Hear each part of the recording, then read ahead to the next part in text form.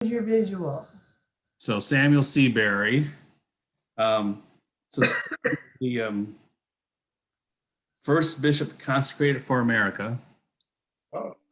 And he was born in 1729 in Connecticut. His father was a congregational minister, and shortly after Samuel was born, his father resigned to pursue holy orders in the Church of England. Actually went to England for training and ordination. And while his father was gone, Seabury's mother, Abigail, died. His father was ordained. He came back to be a priest in New London, Connecticut. And then he wasn't related to Jerry Steinberg, was he? Seinfeld, was he? He's got a puffy shirt on. Yeah. Remember that episode? No. Yeah. Only you, Bud, would think of that. So Seabury studied at Yale and then returned home to Long Island to study medicine and assisted his father, who was a priest by then. He was served as a catechist in the church. And eventually, with encouragement and support of his father, he went to Edinburgh, Scotland for seminary studies.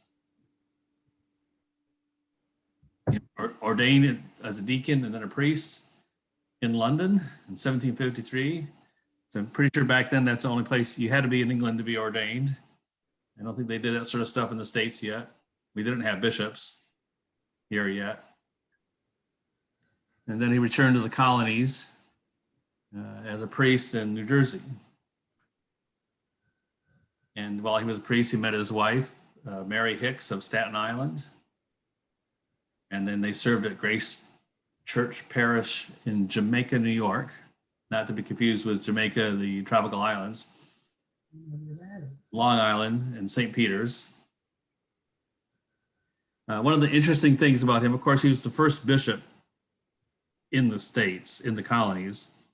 And also, he wrote under a pseudonym called A.W. Farmer, which stood for A Westchester Farmer, when Alexander Hamilton was writing all of his Federalist papers and his pamphlets arguing for a independent United States and arguing for a federal government. Samuel Seabury was a strong loyalist and was writing under a pseudonym, arguing against Hamilton. And so in the newspapers and in print, there was this ongoing debate between Seabury and Alexander Hamilton.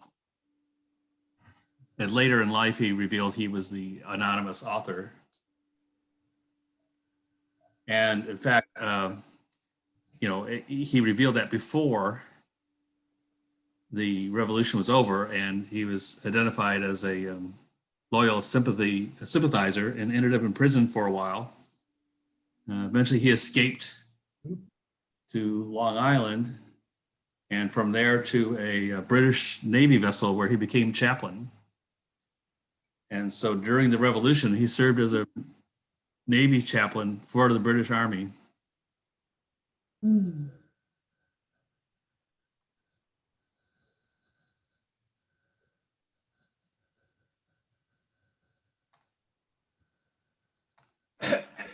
Interesting that, though, when the war was over, he ended up being chosen by the churches to be the first bishop. So there was some dissension amongst the colonists about that. Some people weren't all that excited about it since he took the side of the British. But overall, I guess they forgave him and he felt like he was best qualified and committed.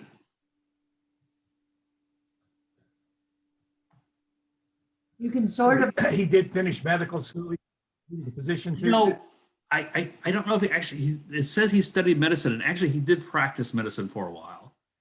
I'm not sure he was ever called an MD, but he studied medicine and did some practicing, I think during the war or before he became a priest, he did some medical practice. Not sure what that means. I'm not sure how they define that in what I read.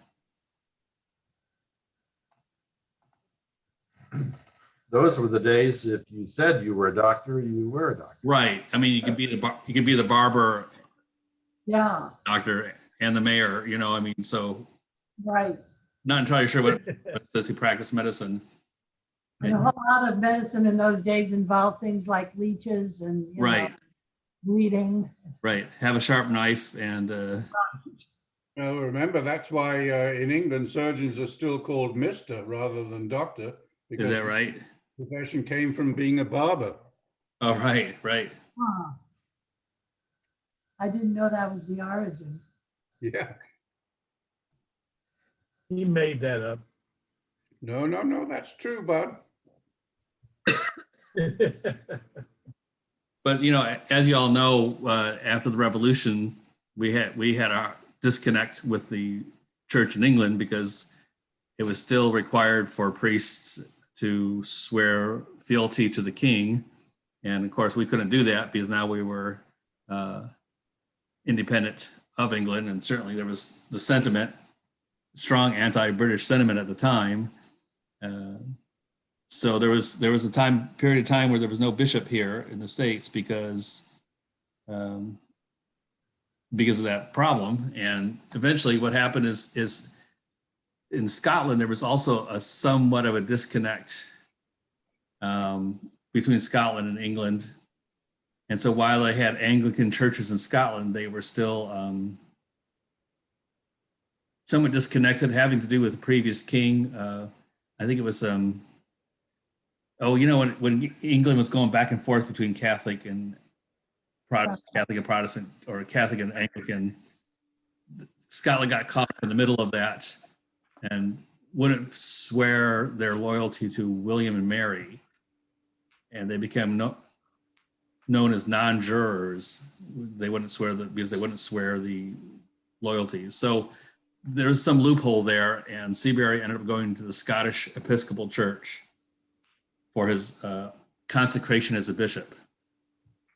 So it's still within the Anglican line, the apostolic succession all the way back to the bishops, to the apostles, original apostles, apostolic succession of the Church of England. And Scotland was still within that network, and so they felt like there was some validity there.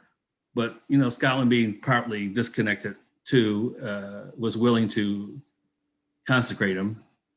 And so that's where he went to Scotland for consecration as bishop, to become the first bishop of States.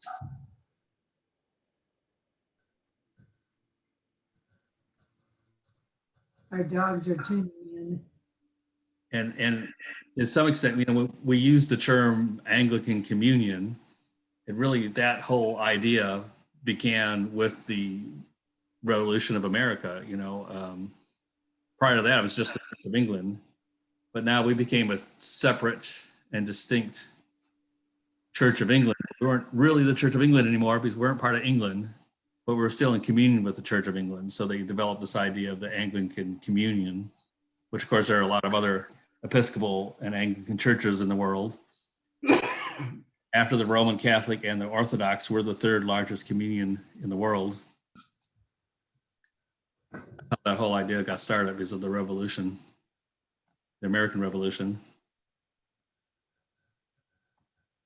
And so Seabury was instrumental in establishing the Protestant Episcopal Church in 1789. And he was one of the chief writers of the Constitution of the Church. And he died in 1796. So I forget. Is the seminary, isn't there a seminary named after him? That's Yeah, I'm sure there is. I can't remember where it is. I think it's one of those seminaries that got combined with another seminary. So it's something / Seabury, like Wexley Seabury, I think it is. I think it's in Chicago.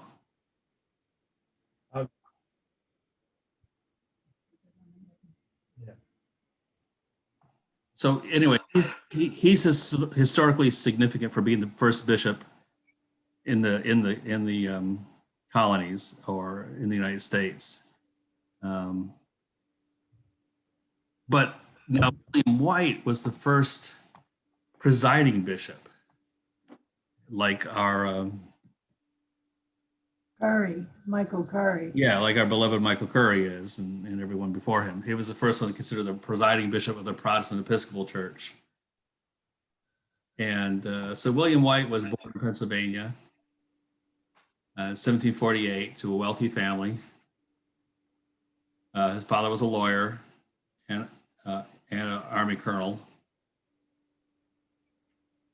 and had a number of various public offices in Pennsylvania and Maryland.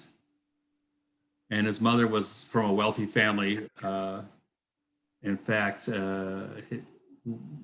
part of her family was some of the major funders of the revolution, providing the money for arms and military equipment and paying for the army. And so they were very much pro-revolution. And he was educated at the College and Academy of Philadelphia, which later became University of Pennsylvania. And ordained. School. Yep. Ordained in England as an Anglican priest, 1772, so before the Revolution.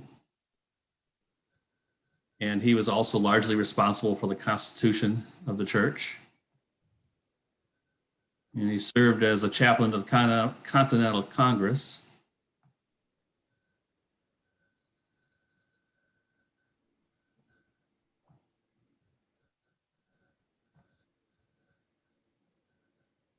And after ordination, became a rector and served as a rector for the rest of his life, actually, for several years, as well as spending several years as the chaplain for the Congress and the Senate. So he was their chaplain for 24 years, 25 years. So he was able to swear loyalty to the king before the revolution started, thereby he was ordained. Right. Back, and no doubt about his political sentiments by where he served in what became the United States. Yeah, it's kind of the opposite of Seabury. I mean, where Seabury was a British loyalist and even, like I said, ended up in prison and leaving to serve on the British Navy. This William White was definitely pro-revolution. I think once we went through the revolution, he no longer swore loyalty to the king, right? So, Right.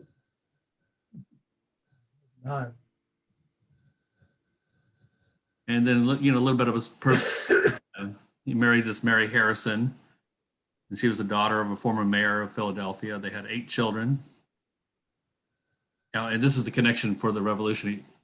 William's sister, Mary White, married Robert Morris, and he was a successful businessman and the chief financier of the Continental Army.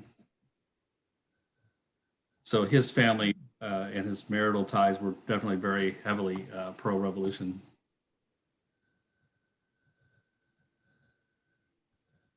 And he was very much involved with the founding of the Episcopal Church of America.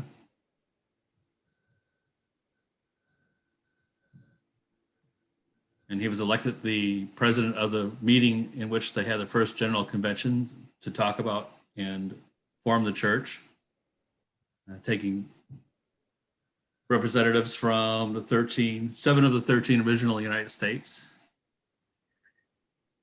Where they had all kinds of arguments and discussions and hammered things out to become the church that we have now.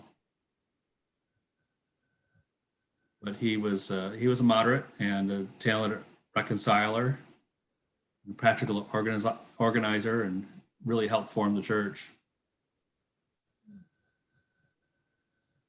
Helped draft the Constitution, or actually chief drafter of the Constitution. So he was rector of the Church of Christ and St. Peter in Philadelphia, And like I said, he did that actually for the rest of his life.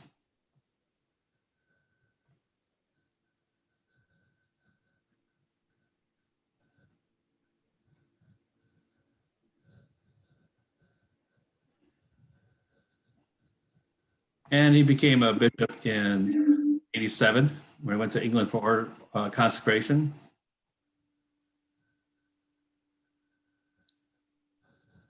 And he helped with the revision of the Book of Common Prayer for the United States. And he was elected as the church's first presiding bishop in 1789, where he served for 67 days. And then I believe he died. No. No, he didn't. No, you're right. He was reelected later. Seabury followed him as presiding bishop, and then he was reelected as the fourth presiding bishop, and then he held that office for the rest of his life.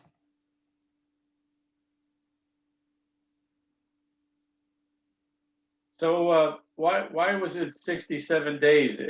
Was it something like they formed the church and he was serving as bishop, and then they had a real election in the church and Seabury was elected?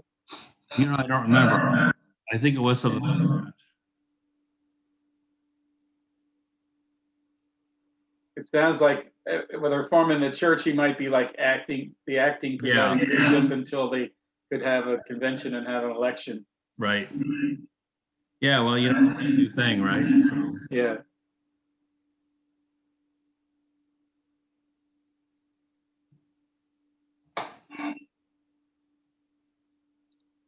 And then you all know Thomas Cranmer, right? Yeah. Thomas Cranmer was the guy that wrote the first Book of Common Prayer. So we're going back all the way back to 1489. And interesting, Cranmer has an interesting story too. They were like minor gentry. They were a little bit wealthy and had pretty low-level titles. His father only had enough money for the oldest son to take over, and so he sent Thomas to join the clergy. And Thomas Cranmer was given a fellowship at Jesus College in 1510, but then lost that when he married the daughter of a local tavern keeper. Oh Yeah, good for him. But unfortunately, she died in childbirth, and then he got to go back to his fellowship. He married the local tavern owner's daughter. And he took holy orders in 1523. Now that would have been Catholic. That is Roman Catholic. Therefore, Yes. Yeah, he was kicked out because he wasn't supposed to be consorting with a female. right. Yeah, right. Those were the days. He earned a master's degree in classic literature and philosophy, and then later got a Doctor of Divinity degree. So he was well educated. I have a question, Dave. If he wrote the Book of Common Prayer, what did they use prior to that? Uncommon. Yeah, like Dennis was just saying, prior to that they were Roman Catholic. So they had a Oh, Catholic prayer book.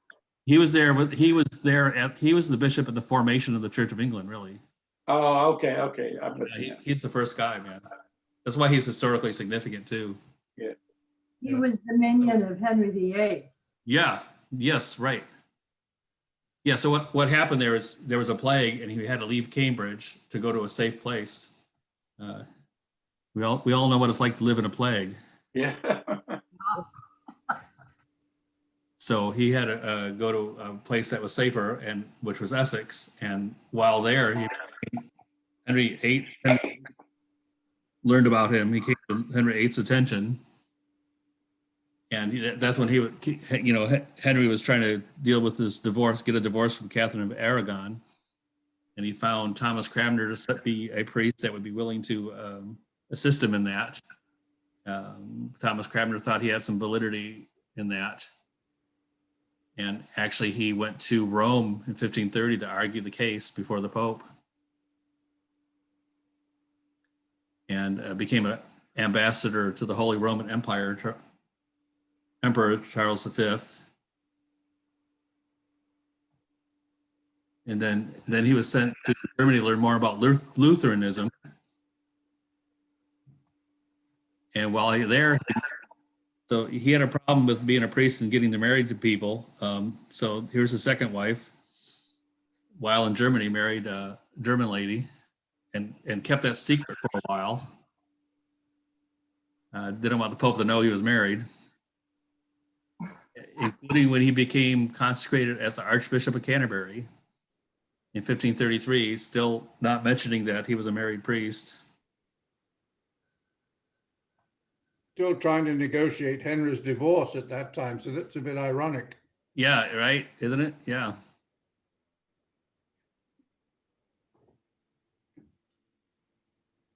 And then was eventually able to annul the king's marriage.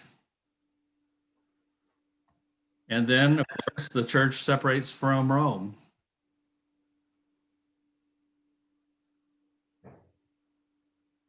And, there's a place in liturgy sometimes we use called the Great Litany. Does that sound familiar to you guys? Yeah, first Sunday of Lent. Yeah, he's the one who wrote that. He wrote the Great Litany, and we still use that. And wrote the first Anglican prayer book in 1549. So that he's the guy that started it. He's the first prayer book of Common Prayer. Yeah, he wrote a lot of theology that became the 39 Articles. Now, we no longer use the 39 Articles, but it was an important foundation of our church for a long time. So he did a lot of writing and had a lot of major influence on the start of the Anglican Church.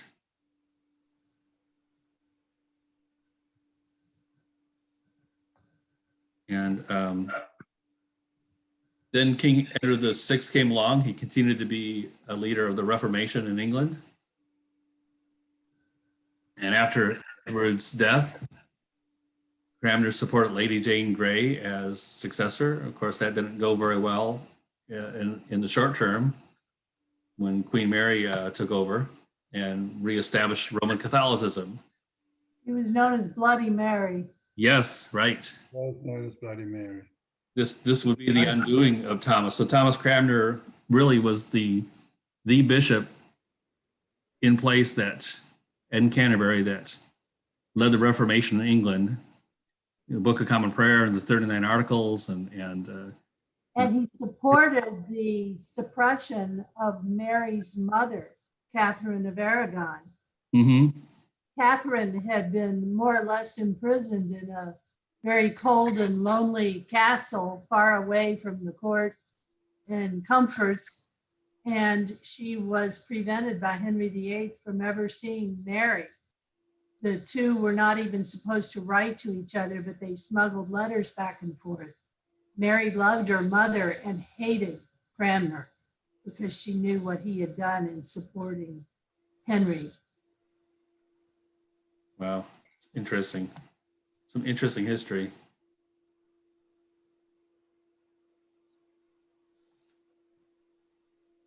Well, anyway, he lost his position as bishop then.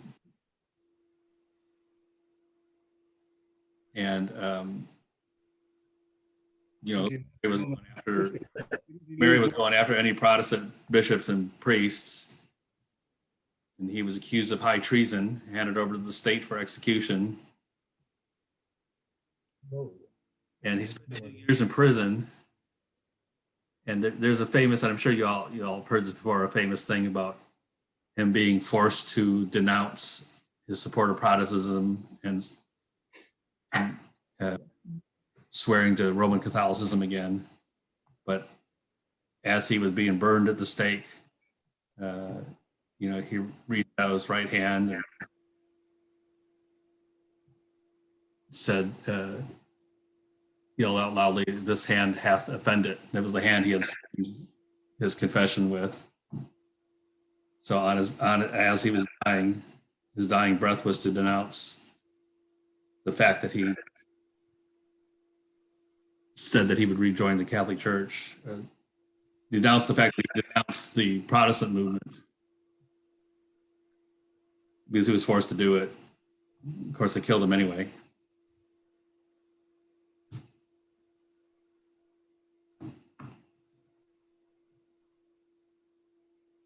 Anyway, Wonder what happened to his German wife. yeah, I don't know. I mean, I think he was still married to her when. I don't know if she escaped the burnings too. Yeah. He would be the one that was Yeah, I don't know. when the Queen Mary was after.